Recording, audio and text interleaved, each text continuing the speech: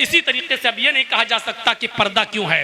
मर्द तो बाजारों में घूमे और औरतों को पर्दे की चार दीवारी के अंदर कैद कर दिया जाए। ये कहां की अक्लमंदी है कि औरत को घर के अंदर घुसा के रखा जाए। जिस खालिके कायनात ने उसको बनाया है उसी ने हमें हुक्म दिया है, और उसके अब हम अगर औरत को आजाद करते हैं तो फितरत के साथ बगावत करते हैं और कुदरत के हुक्म के साथ बगावत कर रहे हैं, क्योंकि वो जानता है कि औरत को पर्दा क्यों करना चाहिए, औरत को घर में क्यों रहना चाहिए। वक़रना फी बुयूतिकुन्ना में क्या मसलहत है, ये वही जानता है जिसने औरत को पैदा किया है। क्योंकि दुनिया की जिंदगी के दो निजाम है, एक बाहर की जिंदगी और घर की जिंदगी। बाहर की जिंदगी के निजाम को मर्द संभाले और घर की जिंदगी के निजाम को औरत संभाले। ये दो और दोनों के काम बटे हुए हैं। औरतों को घर के काम संभालने के लिए पैदा किया गया है, मर्दों को बाहर के काम संभालने के लिए पैदा किया गया है। अब औरतें अगर मर्दों की तरह बाहर के काम संभालने लगेंगी तो बच्चों की परवरिश नहीं हो पाएगी, सही तरबियत नहीं हो सकती है, उनकी सही नशोनुमा नहीं हो सकती है, और इसीलिए फिर वो बिगड़ेंगी। और जो आज मिजाज चल रहा है गैर मुस्लिमों के साथ शादी करने का, तो आप देख लीजिए कोर्ट का मिजाज, आप देख लीजिए हाई कोर्ट के अंदर कितनी मुस्लिम लड़कियों की एप्लीकेशनें पेंडिंग में पड़ी हुई हैं कि हो सकता है कि मेरे माँ बाप रोक लगा दें, लिहाजा मैं आज इस एप्लीकेशन दे रही हूँ, फला फला गैर मुस्लिम लड़के के साथ मैं अपनी मर्जी से शादी करना चाहती हूँ। ये इसी का नतीजा है कि हमने औरतों को उनके घरों में हमने उनको ठहरा कर नहीं रखा है, हमने उनको बेपर्दगी का से घूमने की इजाजत हमने दे दी है, इसलिए वो आज हमारे सरों पर सवार हो चुकी हैं। मेरे प्यारे साथियों, वरना ये औरत जो कभी घर की मलिका हुआ करती थी और तरबियत किया करती थी मौता इमाम मालिक की, वो हदीस उठाकर देखिए कि एक सहाबिया हैं जिनके घर में एक बच्चा पैदा होता है। जब वो बच्चा पेशाब करता था तो वो सहाबिया कहती कि मैं अपने बच्चे की शर्मगाह पर पानी डाल दिया करती थी। वो बच्चे ने जब जब पेशाब किया, सहाबिया कहती है कि मैं अपने बच्चे की शर्मगाह पर पानी डाल दिया करती थी। मेरा बेटा जब चलने के लायक हुआ, मेरे बेटे का पहला दिन था, वो अपने पैरों के बल खड़ा हुआ और चला। जब पहला दिन था, मेरे बच्चे को जब पेशाब की जरूरत पेश आई तो उसने मुझसे पानी नहीं मांगा, उसने पानी का एक बर्तन रखा था, छोटा सा प्याला था, उसने दोनों हाथों से प्याला उठाया, खड़ा हुआ और पेशाब करने चला गया। वो पहला दिन था। माँ कहती है वो सहाबिया कि मैं अपनी आंखों से देख रही हूँ अपने बच्चे को कि देख अब क्या करता है। वो बच्चा एक नाली के पास जाता है, बैठ जाता है, पेशाब करता है और अपने नन्हे मुन्ने हाथों से उसी प्याले का पानी अपनी शर्मगाह पे डाल रहा है। उसको नहीं मालूम कि संजा कैसे होता है, उसको नहीं मालूम कि शर्मगाह को किस तरीके से पकड़ा जाए और कैसे उसको पुश करके उसका एक एक कतरा बहाया जाए। उसको नहीं मालूम, उसको इतना मालूम कि मेरी माँ ने मेरी शर्मगाह पर कैसे पानी डाला, वो वैसे पानी डाल रहा है। माँ ये मंजर देख कर कहती है फुज़्तु बिरब्बिल काबा, काबे की रब की कसम मैं कामयाब हो गई, मैं कामयाब हो गई। अब मुझे यकीन है कि अब मेरा इंतकाल भी हो जाए तो मेरा बच्चा बददीन होकर नहीं मरेगा, मेरा बच्चा मरने के बाद मेरे लिए दुआ ही करेगा। आज मैं कामयाब हो गई, मैं अपने बच्चे को जो तरबियत देना चाहती थी मैंने वो तरबियत दे दी, मैं अपने बच्चे को जो सिखलाना चाहती थी वो सिखला दी। आज की माएं गौर करें, इस जलसे में जो औरतें आई हैं वो गौर करें, अपने 5-5 और 6-6 साल के बच्चों की भी पैंट की चैन खोलकर खड़े होकर अपनी आंखों के सामने पेशाब करवाती हैं। वो गौर करें और वो माएं भी गौर करें कि जिनके बच्चे MBBS करने के बाद, MBA करने के बाद, MD करने के बाद, MS करने के बाद, MTech और BTech करने के बाद भी आज जब वो पैंट की चैन खोलकर गधे और कुत्ते की तरह खड़े होकर जब वो पेशाब करते हैं तो वो माएं गौर करें कि उन्होंने अपने बच्चों को क्या पढ़ाया। MBBS कराने के बाद भी आपके बच्चे को क्या तमीज आई, MD करने के बाद भी आपका बच्चा क्या सीखा। वो माएं गौर करें कि MTech और BTech करने के बाद भी आपके बच्चे को वो तरबियत नहीं मिली जो ये सहाबिया कह रही है कि अल्लाह की कसम मैं कामयाब हो गई, आज मैं कामयाब हो गई, मैं जो सिखाना चाहती थी वो मैंने अपने बच्चे को सिखा दिया। मदर्स लेप is first college for children, माँ की गोद ये बच्चे का पहला मदरसा, पहला तरबियत गाह होता है। माँ की गोद से जो बच्चा सीखेगा वो आखिरी उम्र तक सीखेगा, और माँ की गोद से जो बच्चा नहीं सीख सका वो मेरे भाइयों बड़े होकर भी कुत्तों की तरह पेशाब करेगा। बल्कि कुत्तों में तो फिर भी थोड़ी सी तमीज होती है कि वो पेशाब करता है तो एक पैर उठा लेता है ताकि छींटे ना आए। हम कुत्तों से भी बुरी तरह पेशाब करते हैं कि दोनों पैरों को जमीन पर रखकर ऐसी जगह पर पेशाब की धार मारते हैं कि अपने कपड़ों पर उसकी छींटे आती हैं। हम कुत्तों से भी ज्यादा गिर चुके हैं, उनसे भी ज्यादा गए गुजरे हो चुके हैं। इतना पढ़ने और लिखने के बाद भी हमें इतनी तमीज नहीं आती है। ये सुनना पड़ेगा तुम्हें, जब बुलाए हो तो सुनना पड़ेगा। इसके बाद मत बुलाइएगा तो मत सुनिएगा, लेकिन जब बुलाए हो तो सुनना पड़ेगा। तो मेरे प्यारे साथियों, यहाँ आए हो तो कुछ लेकर उठो, कुछ लेकर उठो। दो माएँ हैं, एक अब्दुल कादिर जिलानी की माँ जिसने अपने बच्चे से कहा था बेटा हालात कितने भी खतरनाक हो झूठ कभी मत बोलना। तो 12 साल की उम्र में भी बच्चे ने डाकुओं के सामने झूठ नहीं बोला और कहा हाँ मेरे पास 40 अशरफियां हैं जो मेरे कुर्ते के अस्तर में सिली हुई हैं। उन डकैतों ने फाड़ के देखा तो कहा अच्छा तुमने बता क्यों दिया? कहा मेरी माँ ने कहा था कि बेटा हालात कैसे भी हो लेकिन झूठ कभी मत बोलना।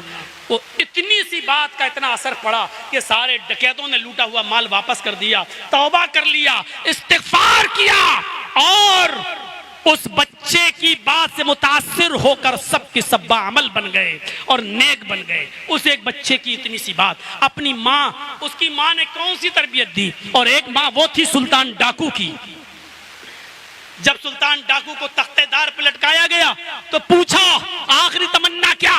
तो कहा कि मैं आखिरी तमन्ना यह है कि मैं अपनी माँ के सामने मरना चाहता हूँ। उसकी माँ को बुलाया गया, पूछा कि लो तुम्हारी माँ आ गई, मुलाकात कर लो, अब क्या चाहते हो? उसने कहा कि अगर मेरी तमन्ना पूरी कर सकते हो तो करो। कहा क्या है? कहा मैं चाहता हूं कि मुझसे पहले मेरी माँ को फांसी के फंदे पर लटकाया जाए। पूछा गया क्यों? कहा कि मुझे इतना बड़ा डाकू बनाने के लिए, इतना बड़ा डकैत बनाने में मेरी माँ का किरदार है। जब मैं छोटा था 6 साल का और जब मेरी माँ ने मुझे एक पैसा दिया था कि जाओ एक अंडा ले आओ, तो मैं दुकान पे गया और एक अंडा लेके आया। मैंने दुकानदार को पैसा नहीं दिया और वो भी भूल गया और मैं अंडा लेके आया। मैंने अपनी माँ को वो अंडा दिया और कहा माँ मैंने दुकानदार को बेवकूफ बना दिया। उसने कहा पैसा? मैंने कहा दे तो दिया, लेकिन दिया नहीं था और वो पैसा लेके आया। माँ ने अपने बच्चे को सीने से लगाया और पीठ थपथपाई और कहा बेटा चलो ये एक पैसा शाम के काम आ जाएगा। इस चोरी से मेरे हौसले बढ़े। फिर मेरी माँ हर चोरी पर पीठ थपथपाती रही। फिर मैं चोर से डकैत बना और फिर इतना बड़ा डाकू बना कि लोगों को बरसरे बाजार लूटने लगा। फिर नहीं माल देते थे तो मर्डर करने लगा। फिर आखिर पकड़ा गया और कानून के शिकंजे ने हमको फांसी के फंदे पे लटकाया। इस फांसी के फंदे पे लटकाने वाली कोई और नहीं, मेरी माँ है। लिहाजा मेरी माँ को फांसी के फंदे पे लटकाया जाए। तो माँ तरबियत कर देती है, माँ अच्छा और बुरा बनाती है। जो बच्चा माँ की गोद से ये सब नहीं सीख सका तो माफ कीजिएगा कोई यूनिवर्सिटी और कोई कॉलेज आपके बच्चों को वो तरबियत नहीं दे सकते जो तरबियत माँ की गोद दे सकती है। बड़े मुबारकबाद के लायक हैं ये स्टाफ मदरसे का मौलाना अतहर और मौलाना अब्दुल हलीम मदनी जैसी शख्सियतें जिन्होंने आपके इलाके में ये निस्वा कायम किया है, लड़कियों का इदारा कायम किया है। अपनी बच्चियों को भेजिए। आज मेरे भाइयों जो माहौल है खास तौर पर हमारे मुल्क का, हिंदुस्तान का, उस माहौल की तरफ आप नजर डाल के देखिए। कुछ बोलने के लायक नहीं रहा है, कुछ भी कहने के लायक नहीं रहा है। पर्दे पे बोलो तो वो भी उनको अब दुश्मनी नजर आती है, हिजाब पे बोलो तो उनको भी अब कानून के खिलाफ बोलना नजर लगता है।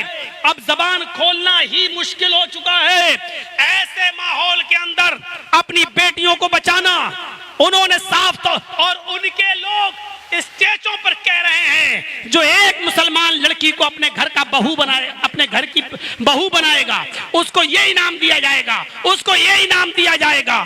खुलकर वो ऑफर पे ऑफर दे रहे हैं। वो प्यार है। आपने अगर ऑफर दे दिया तो ये लफ्ज जिहाद कहलाया जाएगा। हम आह भी करते हैं तो हो जाते हैं बदनाम, वो कत्ल भी करते हैं तो चर्चा नहीं होता। मेरे भाइयों बहुत संभले हुए रहने की जरूरत है और इन दीनी इदारों में अपनी बच्चियों को भेजिए। इन इदारों से पढ़कर आपकी बच्चियां निकलेंगी तो आपकी खिदमत करेंगी, आपकी सेवा करेंगी और आपके मरने के बाद आपके लिए रब्बिग़फिरली वलिवालिदैया पढ़ेंगी, आपकी मग़फ़िरत की दुआ करेंगी। अगर इन मदरसों से आपने अपनी बच्चियों को आलिमा और फाज़िला नहीं बनाया तो याद रखिए आप अपनी बच्चियों से कोई उम्मीद मत रखिए, क्योंकि जिस टाइप का माहौल फेसबुक और सोशल मीडिया की दुनिया पे चल रहा है, वो आपको मालूम हो या ना हो, आपसे ज्यादा आपके बच्चे सोशल मीडिया से वाकिफ हैं, आपसे ज्यादा मोबाइल चलाने में आपके बच्चे एक्टिव हैं। आपकी उम्र 50 साल हो चुकी है, लेकिन आपको फोन रिसीव कैसे किया जाए इसके अलावा कुछ नहीं आता है। आपके बच्चों को सब कुछ आता है कि ये तकरीर कैसे डाउनलोड हो, ये गेम कैसे डाउनलोड हो, ये मूवी कैसे डाउनलोड हो, और छोटी छोटी बच्चियों के जो डांस बेहूदगी के साथ आ रहे हैं, मेरे भाइयों, ये 9-10 साल की बच्चियों को भी आवारा बना रहे हैं। ये सिस्टम ऐसा हो चुका है। अब कोर्स भी ऐसा दाखिल हो गया है कि जहां C4 कंडोम पढ़ाया जाने लगे और हमारे कोर्स में C4 कैड छोड़ दिया जाए और C4 कंडोम आ जाए, तो सोच लो कि हमारी जनरेशन को कहां ले जाने की तैयारी हो रही है, हमारी पॉपुलेशन को कहां ले जाने की तैयारी हो रही है, और हमारे छोटे छोटे बच्चों की जहनियत में क्या घुसाने की तैयारी हो रही है। अब दीनी मदारिस के अलावा आपके बच्चों की इस्लाह कहीं नहीं हो सकती है। खुदारा, मैं दामन फैलाकर भीख मांगता हूं आपके सामने, इन मदारिस इस्लामिया की हिफाजत कीजिए, अपने बच्चों को इन मदारिस इस्लामिया में पढ़ाइए, अपने बच्चों को, लड़कियों को और अपनी बच्चियों को इन मदारिस इस्लामिया में भेजिए और इनको दीन का शहसवार बनाइए। अब ये दीन की हिफाजत करना बड़ा मुश्किल हो चुका है। मेरे प्यारे साथियों, आप देख लो कि हम जेल में गए तो मीडिया ने क्या उछाला, हम जेल में जिस धारा में गए वो तो बयान नहीं हो रहा है, लेकिन मीडिया ने दिखाया ये जहरीला मौलवी, ये बंगाली मौलवी, ये ममता का मौलवी, ये जहर उगलने वाला मौलवी। और गौर करो, अगर हमने जहर ही उगला तो पूरे हिंदुस्तान में हमारे ऊपर केस क्यों नहीं है। हाई कोर्ट ने मुझे इसी बात पर जमानत दी कि जब तुम कह रहे हो कि इतना बुरा है दंगे और फसाद, तो पूरे हिंदुस्तान में इसके ऊपर मुकदमा क्यों नहीं है। जब ये इतना ही खिलाफ बोलता है तो कहीं FIR क्यों नहीं है।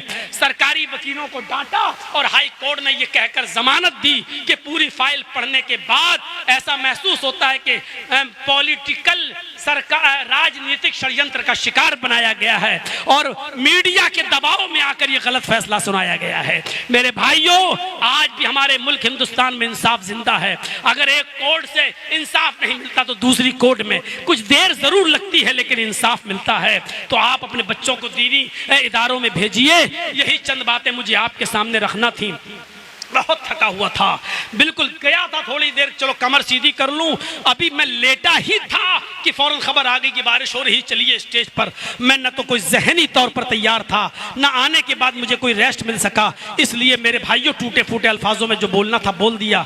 हमें अपनी मुहाफिजत करनी चाहिए, इस्लाम को बचाना चाहिए, अपने बच्चों को दीन से जोड़ना चाहिए, इबादत अल्लाह और उसके रसूल की मर्जी के मुताबिक करना चाहिए। हम दुआ करते हैं, बारे इलाह इन मदारिस इस्लामिया की हिफाजत फरमा। आय अल्लाह, हमें इबादत शरीयत के मुताबिक करने की तौफीक अता फरमा, अपनी अकल को नाजायज दखल देने से हमें बचा ले। बारे इलाह, जब तक तू हमें जिंदा रख, इस्लाम पे जिंदा रखना, और जब हमारा खात्मा हो तो ईमान पर हमारा खात्मा फरमा।